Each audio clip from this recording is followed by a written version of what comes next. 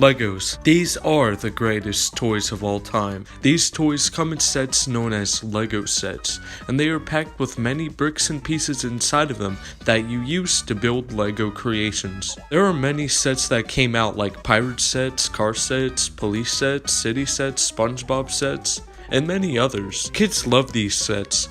I know when I was younger, I for one did. My favorite set was the Lego City Coast Guard Patrol set that I got in Christmas 2013. God, I love that set. And a few years ago, I was making stop motions or brick animations with Legos, and I enjoyed making them, and I was decent at them. Though, I fell out of doing those videos due to my lack of patience. But even adults love Legos. Adults love to collect these sets, build them, and display it on shelves or have whole tables dedicated to Legos. For example, a lot of people make cities out of Legos and put them on a whole big table. The 90s was like no other decade. Legos exploded and became very popular. So popular that they came out with a theme park called Legoland, which is located in Windsor. Legos were taking over the toy market, and soon they'd become video games. Hello everyone, I'm Chris, the Retro Gaming Critic, and the LEGO game we're going to be looking at today is LEGO Racers for the Nintendo 64. They also had a PlayStation version, but I don't have the PlayStation nor the game, so yeah, we're going to be looking at the Nintendo 64 version. Released in 1999, LEGO Racers was marketed as a kart racing game with LEGO characters and karts for the Nintendo 64 and PlayStation 1. They even had a PC version. The characters and tracks are actually based off of original LEGO sets like the LEGO Islanders sets and Pirates sets. This is a very nice touch they added. You could have been a kid from the 90s and you could have had the LEGO Pirates set that comes with Captain Redbeard, and now you're racing with the character from that set, and in a video game. When you first turn on the game, you are greeted with a LEGO icon slowly fading into the screen. Now this has a really great 90s feel to it. After that, a LEGO man pulls some kind of lever, and what does that lever do? It lights up a sign with the companies who developed the game, High Voltage. High Voltage developed games like Call of Duty 2 Big Red One and Mortal Kombat, which are both really great games. Anyways, the story of the game is that you and other racers are competing against Rocket Racer, which is the best LEGO racer of all time, and you're competing to kick him out of his throne and become the best. Rocket Racer's the best LEGO racer? That's false. I am. Remember my first race at the Indianapolis Speedway? Ah, the memories.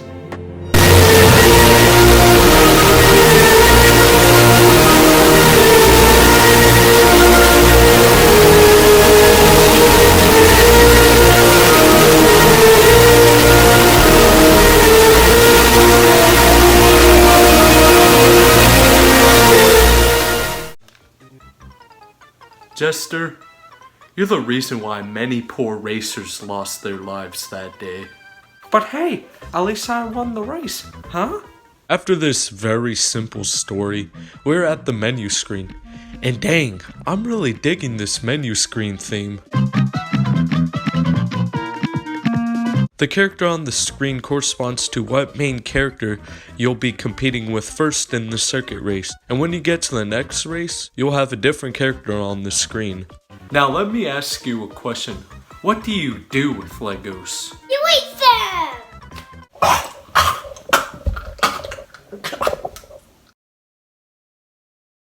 No, you build them, you idiot. That's what Legos are for. In some Lego sets, you can build cars that are in the instruction manuals, like race cars and all of that. That's what this game does. You get to build your own car and your own people in this game and race them on different tracks. Such a great idea. Building a Lego kart in the game and racing them, and you can also build your own character. Basically, you click build on the menu screen and you can build multiple racers and karts. This is going to be my racer and I'm going to call him Uncle Slosh. If you have no idea what to build, you can simply click quick build and get some pre-built karts. Chris, I swear, if you race in one of those pre-built cars, I will legit put you inside of the game, duck hunt, and blast the living crap out of you. Whoa, Sarge, don't worry, I won't. Plus, after all, it's fun to make your own kart and race them. Dang right it is, Chris. Anyways, now I'm gonna make the best and most beautiful. I was never good at building Legos. So once you're done building a kart and a racer, you can go race it. And high voltage was originally going to make it to where the amount of bricks you have and what sides they're on affects the speed and turning of your kart. They also made it to where if you get hit by an enemy, you'd lose bricks from your kart and then get a certain item to repair your kart. Though, they dropped this idea due to limitations to the kids' creativity. On the menu screen, there's an option called Circuit Race. There are 7 different circuit races with 26 total tracks. Every circuit race has 4, except for the last one, it only has 1. But once you get to Circuit Race 4, you're racing the same tracks, but backwards layout. Now these are the champions you're racing with. You're racing with Captain Redbeard, King Kahuka. Dang, I want whatever he's on. Hey, is that your brother or something, Jester? Ha ha, very funny, Chris. Okay, chill. I'm sorry.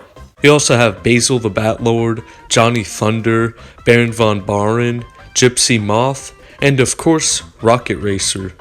In each race, you will compete against 6 racers. Your goal is to win the circuit races and to get trophies, but getting the first place trophies is really difficult since each challenger gets harder as you progress. I managed to get only 2 first place trophies. You can unlock new car sets after every circuit race you get first place in.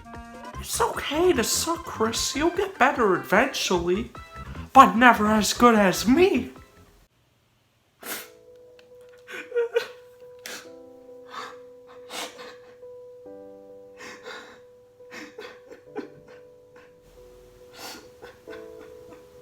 Like any kart racer, you will have many items to help you on your way. As you're racing, you will come across different colored bricks, kind of like the question blocks in Mario Kart, and each brick corresponds to what power-up it is. The red brick gives you a cannonball to fire at players, the blue brick gives you a shield, the green brick gives you a turbo boost, and the yellow brick gives you an oil spill, basically like the banana peel in Mario Kart. As you're racing, you'll also see white bricks, but these don't give you items. These white bricks change your item into a better and more powerful item. You can get up to 3 white bricks for your item. When you get 3 for them, it will be the most powerful item out of that set of colors. For example, if you get 2 white bricks with a red brick, your cannonball will change into a grappling hook, which will swing you past your other racers. 1 white brick with a yellow brick will give you an explosive barrel to explode racers behind you. 1 white brick with a blue brick will give you a 6-second shield, and 3 white bricks with a green brick will give you a turbo time warp item, which will shoot you multiple seconds ahead of the track. Wait, white bricks make things more powerful?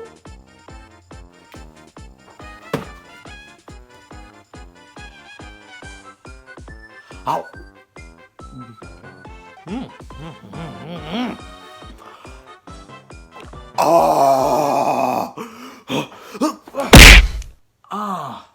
What the freak was that for?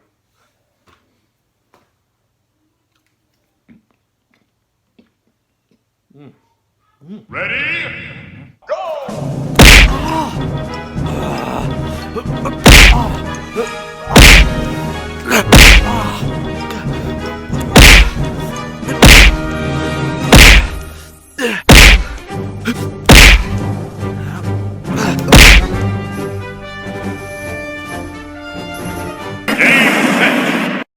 Also, racers like Basil the Batlord and Baron von Baren somehow managed to get so dang far ahead in the race, I don't even know how.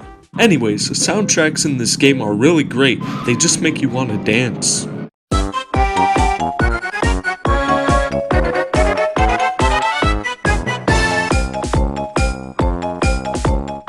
You two call that dancing?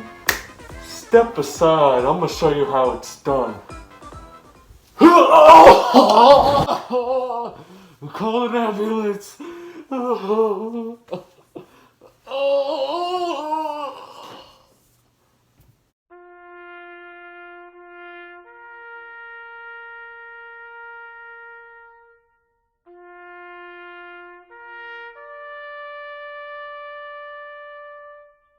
Music is a very important part in the video game.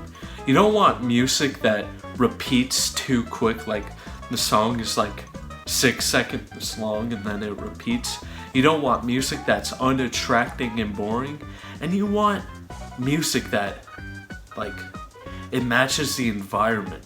Luckily, this game matches the environment, the music is very exciting and happy, and it doesn't repeat too quick, so it's not like 5 seconds long. I think like each track is like way longer than that. The graphics aren't too bad either for a Nintendo 64 game, but the tracks don't look like Legos. I feel like the tracks should have looked more like Legos rather than trying to represent real land. Like, this is a Lego game, for Christ's sakes. The tracks that look like Legos the most are Royal Knights Raceway, but only the castle at the start looks like Legos, and the test drive track, but that's boring. There's no racing going on between other players on the test drive track. They may have done this because Nintendo and Sony were both competing, but the game was released for both systems, so why would it even matter?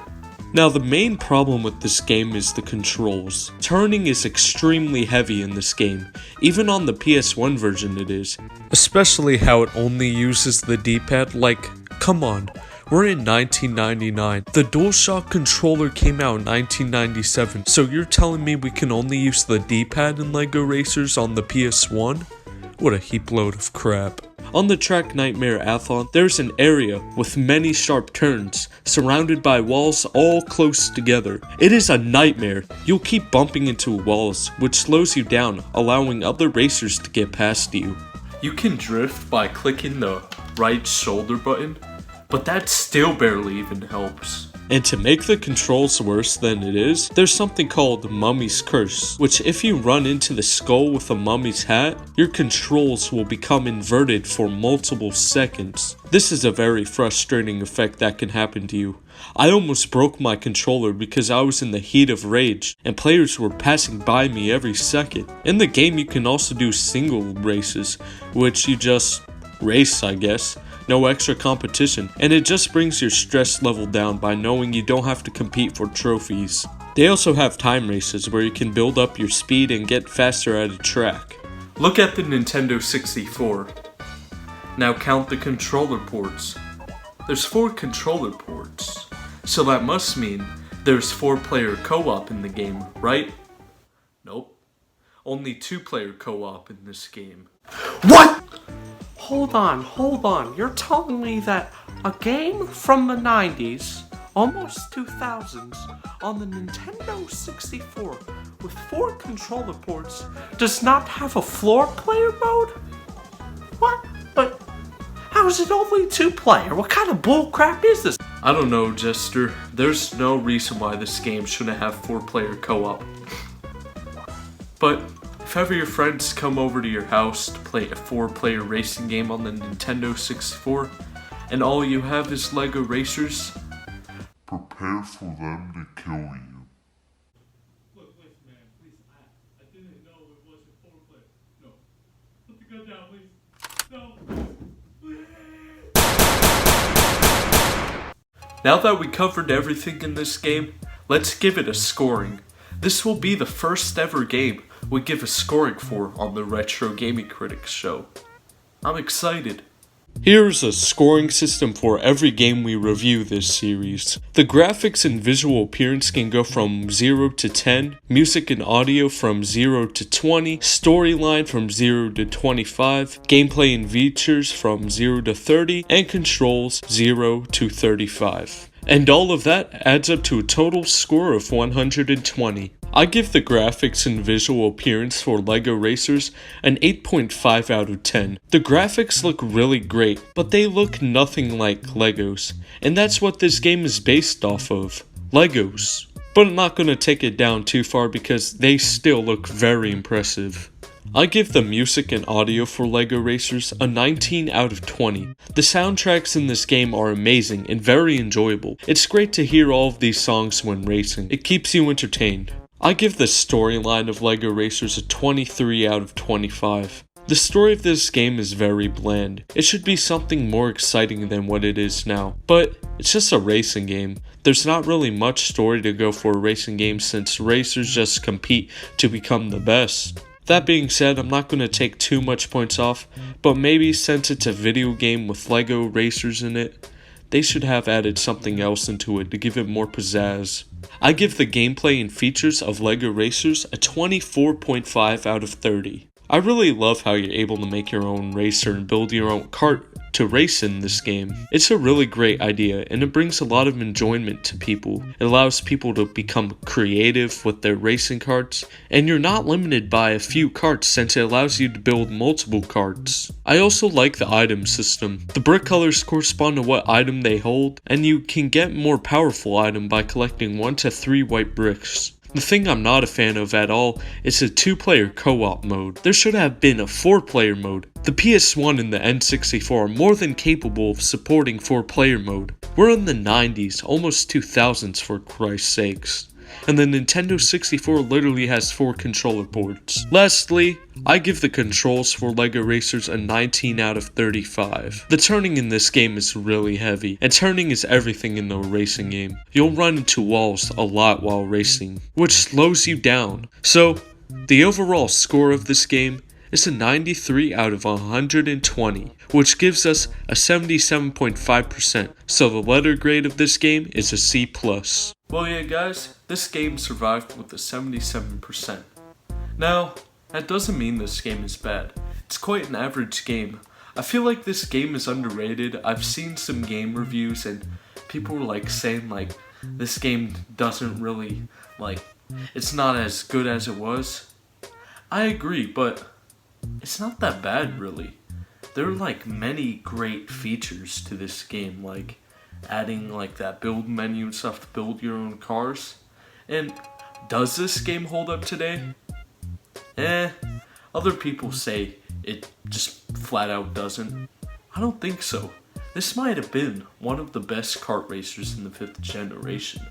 Like, you're able to build your own car. I can't stop like thinking about that feature, and I know a lot of people enjoyed this game when they were younger, but I do recommend that you get Mario Kart 64 or Diddy Kong Racing over this game. Those two games are so much better, and they have 4-player co-op, so if you're looking for a game for 4 players, don't buy this. But if you're a LEGO collector, and you're a Nintendo 64 collector, give it a try. Like, especially for LEGO collectors, I think this would be a great game for you guys. If you have a Nintendo 64, of course. Like, get to build in the game, so must be a plus. So you guys, this has been the Retro Gaming Critic, and goodbye for now. See ya.